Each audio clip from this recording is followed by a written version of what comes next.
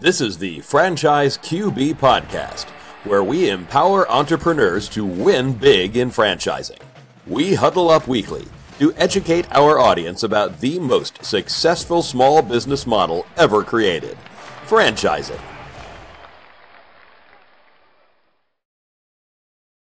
Welcome to the Franchise QB Podcast. I'm your host, Mike Halpern, a 20-year industry veteran and entrepreneur.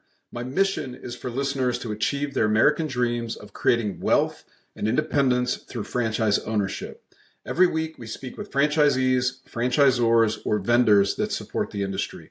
Thank you for joining us, and let's get started. Joining us in the huddle today is Todd Houghton, brand president with Homewatch Caregivers and Authority Brands. Welcome to the show. Thanks, Mike. I appreciate you having me today. Absolutely. So let's talk a little bit about your background. You joined Homewatch Caregivers as brand president in November of 22. You have 20 plus years of franchise experience with franchise brands that are household names like Goddard School and Camp Bow Wow. You spent several years in the home care sector with Bright Star and Comfort Keepers. Now as brand president with Homewatch, your focus is on brand growth, quality of care, and technological advancements, just to name a few. So let's, before we go into Homewatch, tell us a little bit about the Todd Houghton story. How did you get into franchising? Yeah, well, I got into franchising with my family literally in the 7th grade. We started buying into a chain of cookie stores at the time and growing that in the Midwest. And then when I got ready to graduate college, decision of, where do I want to go? What do I want to do? I didn't want to do that. So I moved over to the franchisor side. And that's really where my career started, on the franchisor side. Dabbled back into the franchisee side here and there, just to, have that little entrepreneurship closeness that I like to have. But grew through, as you said, quite a few household name brands, and then came into the home care space about 12 years ago. With Comfort Keepers initially, and really saw the passion twofold. One is I'm all about the entrepreneurship side, as I said, and working with people that want to get into business ownership through franchising. Big proponent, that's the best way to do it. So that's my first priority in life, in my career. Second part is in home care, specifically what we do to change the quality of life for people is phenomenal. So when I got into it, I'm like, yes, this is it. And then you found your place. To about a year and a half ago, almost 2 years ago already, came over to Homewatch and really focusing on, we've been around for 42, 43 years. What are we going to do to be around for another 42, 50, 60 years, right? So, and really making sure that we focus on how we are going to stand up against technology changes, how we're going to really focus on successful growth for our franchisees. Yeah, that sounds awesome. And not a lot of people I interview started in franchising in the 7th grade. So that's really cool that your family was part of the business. And, a lot of people find out about franchising in their 20s or 30s. So the fact that you were aware of it as a teenager is pretty great. It was phenomenal. I have to thank my father for that, but it was a great experience, right? I mean, yeah, exactly. Yeah. And also it's kind of great that you guys are with Authority Brands, because I'm very familiar with their model and their brands and all the support that the brands within their portfolio receive. So that's really cool. So let's start at the beginning. What is Homewatch Caregivers? It seems intuitive, but I'd like to hear from your perspective. What does Homewatch Caregivers do? So we are a home care franchise provider. We run a full solution of service lines from early needs all the way through advanced care for people to age at home, wherever home might be for them. We have locations across the United States and throughout Central America. And I'm sure we'll talk a little bit more about that in a few minutes. Yeah. But we're really focused on how are we the leader in providing the best quality care through franchising model. Very cool. So something that seems unique to the Homewatch model is something that you guys call total care solutions approach. What is that approach to caregiving? Yeah, so we just evolved into this as I came onto the company and really looking out into the future, right? And we understand through our customer journey when people typically would come into care and how long they stay. So one of the things we needed to look at is how do we get them earlier? How do we keep them longer? Which is not only providing that quality outstanding care to them and giving them what they need, but it also makes our franchisees more profitable because they have higher revenue growth through our items. So the Total Care Solutions umbrella was bringing all of our service lines into one place, focusing on that early care called active care and allowing that client to grow through their journey of aging, right? So they can move from active care, which is tech forward, to our wellness care, which is really focused on companionship, but getting them out to events, helping them to their silver sneakers class, things like that. Personal care, where they may need a little more hands-on and day-to-day assistance with activity of daily living. And then growing through specialized care, which focuses on chronic illnesses, COPD, diabetes, dementia, through skilled care and providing them some maybe some needed skilled care to keep them at home. So that's where Total Care Solutions comes in to provide a different service line for every step of their journey that they're going through. Yeah, because a lot of people don't think about it as there's this huge range of age that the service is needed. But, for me personally, my mom is in her 70s and she just had knee replacement surgery. So someone has to help her. My brother and I did our part, but, having in-home care has been invaluable. Temporary, but it kind of got us in the game. And now we're like, okay, let's kind of keep our eye on the ball so that she's comfortable as she ages, right? And I think that's what everybody wants for their family. And I will interject there too. I mean, and we are more than just the senior care scope too, right? So about 2/3 of our business does come from that 65 plus. Another third comes from people under the age of 65 that may be living with a chronic illness or recouping from some sort of surgery or dealing with a mental health illness. So we do have, a large spectrum of aged people that work or that get our services.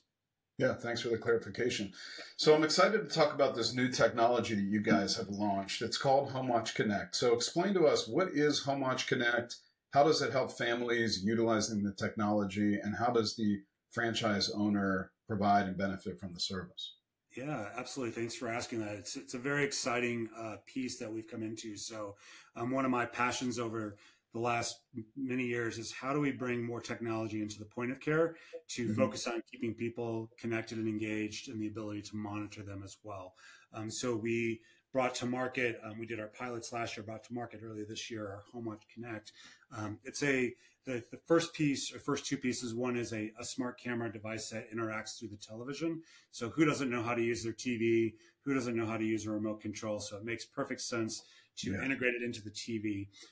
It lives behind whatever they're watching on television. It's a secure closed network. So it's much safer than using a smartphone that has capabilities to connect that way or other sorts of apps that are out there, right? This is mom and dad aren't going to get spam calls through your closed system. They are not. You're spot on, right? And and we don't want to have to deal with that. So we set out to look at like what were some of the things we're trying to solve. Well, one is 50% of the world suffers from loneliness and isolation. That's the biggest contribution to suicide. Even the numbers even go higher on people 65 or older. So we wanted to understand how do we get them engaged and keep them monitored and keep them at home. So the technology allows for that client to be connected with their family, with their friends, with their local Homewatch caregiver office, with any of their providers, so their doctors or nurses, things like that, that they can be connected to on a day-to-day basis as they need. So that was the most critical component, right? That helps keep them at home in that safe environment. Right. Another opportunity was that adult child, or we call it the care influencer. They live the majority of them live more than 60 miles away, so they can't be there all the time. So they want peace of mind. So this provides that safe environment to keep them connected and be able to view mom or dad or understand what's going on in the life of mom and dad. And then that last piece, not the last piece, but the third piece is we had to figure out how to improve our efficiencies of caregivers. We need about 2.5 million more caregivers, not just at Homewatch, but in general, in the next 5 years. So we had to figure out how to improve efficiencies. So what this allows for is the ability to be connected 24/7 and provide opportunity for some services when a caregiver can't be in the home. So we can improve the efficiencies of caregiving that way as well. And at the end of the day, all of this helps to drive more profit for our franchise owners because it ends up being a higher margin item.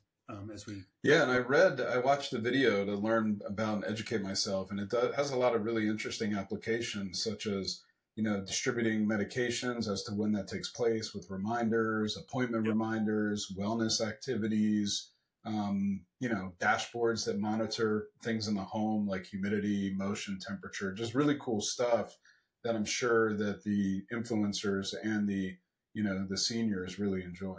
Absolutely. You're spot on. It really does help with, touching base on that, like the reminders that can be on there. So they can get their daily reminders to pop up on the TV screen. Everything from, take a medication, or, you have a lunch date today at this time, like all of that can be integrated into the system as well. So they get those reminders right on their TV. It's pretty cool stuff to be able to do that for that aging population. And they can really be connected and feeling like life is much easier for them. Yeah. And I was talking to Jenna Parisi, who connected us, and she was mentioning the price point, which is really affordable. Because when you think of the technology and the monitoring service, you think, well, is this cost prohibitive? And she kind of explained that it's pretty affordable. So I think that's very affordable, important to make it scalable. Yeah. It's very affordable. And so that does make it very scalable as well. And as we look at home or care coming back to the home, it's a big component to help age at home safely and with dignity as well. So that's what we're excited about. Yeah, I think if it's executed properly, it's a game changer. It's a big differentiator for your brand in a crowded space. So that's really cool. So let's kind of switch gears. No, go ahead. No, I was just going to add in there real quick, Mike. I just came off of a home care innovation conference last week as well. And so we're about 12 to 18 months ahead of a lot of other home care companies with the technology piece, but everybody's trying to work on something to figure it out. And I think it's great that we're leading that path, if you will, and doing it because that's the way care is going to be delivered as we move into the future. Yeah. And I can see for the franchise owner to be able to rely on less caregiver labor is really beneficial, and really helps. The people receiving care don't necessarily want someone in their house 24/7. So to be able to kind of defray some of that with the technology, I think is kind of a win-win. So let's switch gears and talk about the franchise opportunity overall. What makes Homewatch Caregivers a great franchise opportunity in your view? I think, first let's look at how long we've been in business. So we've been around for 40 plus years at this point. Been franchising for about 40 of the 40 plus years. We've got a proven model, and that's what's important in franchising is you want something that's proven and that's, been repeated over and over again. So I think that is one of the big things. The other thing is we take a different approach. So our total care solutions, our Homewatch Connect is all part of our person-centered care approach that we have. Home care in general has always been dollars per an hour of service, and people are unique. They don't all fit into that same box. So we're different in the fact that we want to be able to customize and create the appropriate care plans for each person that comes into care, but that also drives different revenue levels for our franchisees that are part of our system. So that's one of the exciting things about that.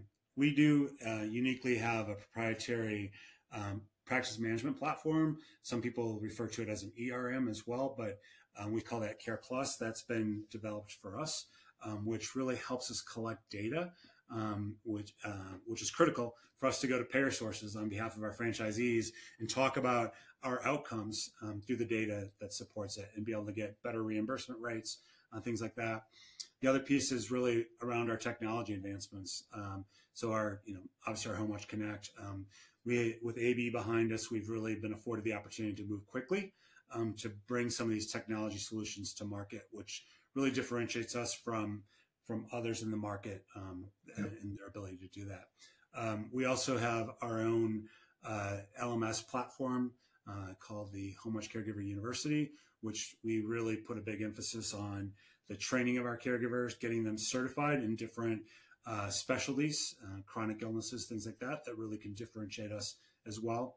And then really just how we focus on our client acquisition and the time from inquire to getting them into service. So we can do that much quicker now as well with our technology. So they're in some sort of service almost upon the end of the call, right? That they might inquire call. So those are just some of the points that really separate us from some of the other people out there and make us. Yeah, thanks for sharing that with us. So let's talk about revenue streams. How does a Homewatch Caregivers franchise owner generate revenue? Like, I'm sure there's a few different tentacles out there, but what's kind of the primary few that they rely on? Yeah, I think, so in our model, the primary model is when there's direct care going on in the home. That's the revenue driver. That's one of our caregivers in there. We have our technology now. That's part of another revenue driver. And then we do virtual care as well through our technology. So that's another revenue driver as well. So those are the three big components that help drive revenue for our franchisees. Yeah, very cool. Yeah, and it's just a great model in that aspect. The in-home, the direct care is the one that does cost the most for our franchise owners because of the labor, right? And then as we look at our virtual care, our technology, that really helps drive their margins. The unique thing that we do moving forward too is under Total Care Solutions is our franchisees bundle all of that into a person-centered price for a client. So as I mentioned earlier, as opposed to $2 per hour, it's really about these are the service offerings that you're going to get. So we're presenting that value to the client as well. Very cool. Thanks. So what does, a new franchisee joins the Homewatch Caregivers system? What's their team look like when they launch the business? Like, what are the number of people and what seats are they sitting in to kind of get this thing off the ground? Yeah, great question. So one thing that is unique with us is we are the franchise support center. We're not a corporate office. Everybody within the franchise support center has some sort of supportive role that they're giving to our franchisees. So that's just a critical component of how we operate. But from the day somebody signs a franchise agreement with us, they're assigned to an onboarding manager. The onboarding manager is their concierge, if you will, helps them through every step from where they need to get licenses, because a lot of states do require licensure. They help them work through that.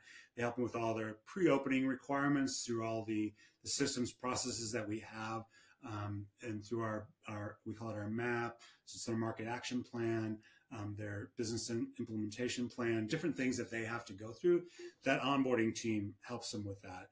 And as I mentioned, they're also the concierge. So if they need more support in marketing or looking how to hire, we have our marketing team, and we have probably about 80 people through our shared services that work on our marketing team for us. We have our workforce solutions team, which really helps with that, educating on how do you establish your culture, how do you go to market to hire, how do you focus on retention. We have our growth team that really helps on the training and development of sales skills, how to go out and work with your referral sources, how to go into that hospital. Also, we have our care delivery and quality team that focuses on how do you start to develop the person-centered care plans, getting that comfort level to go into a home to do an in-home evaluation. I remember like when I started in the business, one of the first days, like, here, you're going to go out and do this as part of like your training. I'm like, I'm going into someone's home. I was scared to death. Right. So we have a team that helps with that. We call it our vendor relations team, but really what that team does is focuses on those relationships with the third-party payer sources. So like the VA, other third-party lead generation companies that are out there, and backup care companies and insurance companies. All of that is done through that. Then we have once they are open and they graduate from our onboarding team, they move over to our business operations team, and then they're assigned a business operations manager. And the business operations managers, again, are their point of contact, really help them on a day-to-day basis, but also work with those additional companies within people within the support center that they need for marketing or whatever it might be. But the business operations manager really focuses on doing financial reviews, making sure that they're doing well and they're being successful, meeting the goals they want to meet, to just day-to-day pieces. And in franchising in general, a franchisee often feels like they're alone, and we always want to make sure that they don't feel like they're alone. We have so many people on our team that can help them throughout the day and help be a mentor if that's what they need. It sounds like there's like a ton of support, in the onboarding, the training, the launch. If I'm an owner, like what is my payroll look like to kind of get this going? Who do I need in the right seats to kind of, have this thing set up right? We do, like, from the onset, we do have a 2-person FTE requirement. Okay. In the office, and one is really focused on the operations aspect. The other one is focused on that community relations, the sales, building the referral sources. That's the intent from the early onset when franchise agreements signed. Once you get closer to opening, you're going to start bringing on caregivers. So we have a best practice of having 15 caregivers lined up when you're ready to open. Caregivers aren't necessarily on payroll until you start servicing clients, and then they come on to payroll, right? So do you have a recommendation for, like, is the owner better to be the sales and business development and referral builder, or are they better to be the operations, implementer, customer service side, or does it not matter as long as they fill one of those roles? I always have 2 parts on that, right? One is, I always say, hire to your shortcomings. So if you're better at operations, do operations. If you're better at sales, do sales. But then on the other side of it, I always say on the sales side, early on, it's your business. You're going to be the most passionate about being out there and being engaging and selling. So I always prefer to see the owner on the sales side. But if you're not good at it, understand that and get somebody to do it for you. That's how you're going to be successful. Okay. That's good advice. So who is the ideal candidate to become a Homewatch Caregivers franchise owner? I'm sure there's got to be an element, like for me, when I'm presenting different concepts to candidates, and I hear someone say, I really want to give back to the community, I want to help people, my mind goes right to some type of caregiving. And it sounds like that works. Obviously, you want business people that know how to run a business. But from your perspective, who's an ideal candidate to join the team? Yeah, and I mean, you're spot on there, Mike, right? So the first thing is, like, are they mission and passion driven, right? Because we're providing a very personal type of service, and you have to be passionate about that, and you have to be mission driven about it. We're not making sandwiches, in all honesty. We're changing lives. So that's the key element. Second one is really having them understand it is a 24/7 business.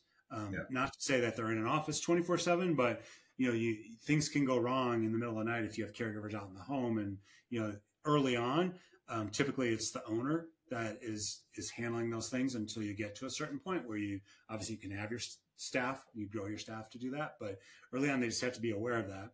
And then really, like, driven, right? You want somebody who has got lofty goals, who wants to have a better quality of life through franchising and franchise ownership, and really understanding that it's going to be hard in the beginning, but the rewards that come if you follow the system and do the right thing are tremendous. I mean, uniquely in the home care space and Homewatch Caregivers, is that investment is relatively reasonable for the return that you're going to get in the long run, as opposed to, I don't mean to pick on my sandwich friends, but you're looking at $500,000 or $1 million to get into a sandwich business, right? And so I was talking to a friend of mine earlier today who I haven't spoken with in a while. He's about to open his 12th Dunkin' Donuts in California, and we had the same conversation. I was saying, there's a lot of really interesting service concepts where for one of those Dunkins, you can own a market. And he's like, yeah, with the cost of labor and minimum wage where it is, he's like, let's talk. Yeah, it's true. So you mentioned you guys have been around 40 plus years. So you're pretty mature in the space. So how many franchise owners are currently open or, signed, but onboarding? What's that look like in terms of the geographic reach and all that? Yeah. So right now we're actually in 33 states across the United States with 230 plus locations. And then we're throughout Central America and a little bit into South America at this point. And we have 14 locations operating down in Central and South America as well. So continue to focus on our growth. We have pulled back a little bit on our international growth. We want to really focus on the U.S. and filling what we call the white space in the U.S. because we have so many people that are aging, turning 65 every day, that the opportunity that exists just here in the States is phenomenal. And we want to be able to grow that footprint and be able to service more people so they can live at home. You mentioned to me in the green room that you employ over 15,000 caregivers. I mean, that's an astronomical amount of caregivers in just your system. So you must have some pretty big businesses. I'm imagining that you come into this space and you have enough geography and you scale it, you can build a pretty big business. Is that the case with some of your owners that have been in it for a while? Absolutely, absolutely is. I mean, you know, really, it's really you set your own destination in our business. The way we create our territories are such that we look at senior counts along with population and household income. But it's really about, you know, where do you want to go with your business when you come in? So, you know, right out of our item 19 last year, we finished at 2.2 million average revenue per unit, wow. Which was, That's awesome. Phenomenal growth from the year before. You know, this year we are experiencing tremendous growth again in our same store unit growth, which you know we're exceeding the industry average by about 4 times right now for this year. Wow, that's impressive. Well, yeah, I mean, you jumped ahead to the FPRs, which is really great, 2.2, and the item 7. I might have numbers from the previous FDD, but I'm seeing a total investment between 92 and 154. Is that relatively consistent? It's pretty consistent. It's more, we've got it listed now at 95 to 160, but okay. But still under 200K, and you have an AUV of over 2 million. That's a pretty interesting. And that's for an owner operated as well. I always like just to say that, right? In case somebody's ever looking for passive and be absentee, it's obviously going to be higher if they're looking at doing that, just because they're going to have to employ more people. Yeah, and your item 19 also has a lot of interesting detail that some brands don't have. It shows average franchisee revenues, caregiver wage as a percentage of that revenue, average client service hours per month, and a detailed snapshot of benchmark data. So that's a pretty robust item 19 that I think paints a picture. And then obviously when, you know, candidates talk to owners, they'll be able to fill in the blanks. Absolutely. Yeah. Yeah. And, you know, we're big on that. Like when candidates are looking, like the validation process really is where it's going to uncover a lot of things as well.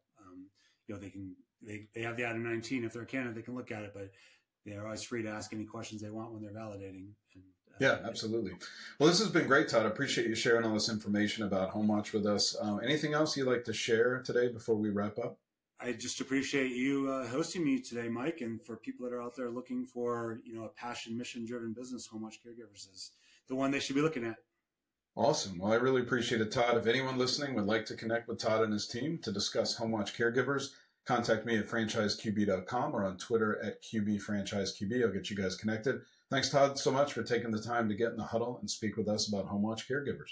Yeah, thanks again, Mike. I appreciate it. Absolutely. Thank you for listening to the Franchise QB podcast, where you're at the helm of your future as a franchise owner. If you enjoyed the content, please rate the show and recommend it to anyone that might be interested in franchising. Make sure to visit franchiseqb.com to subscribe to my newsletter and for an actionable playbook to go from walk-on to legend in your new business. Follow us on Twitter at QBFranchiseQB and join us every week for a new episode. See you next time. Visit franchiseqb.com to take the next step of your journey towards wealth, independence, and franchise ownership. And remember, when working for the man gets old, you must do something bold. Thank you for listening.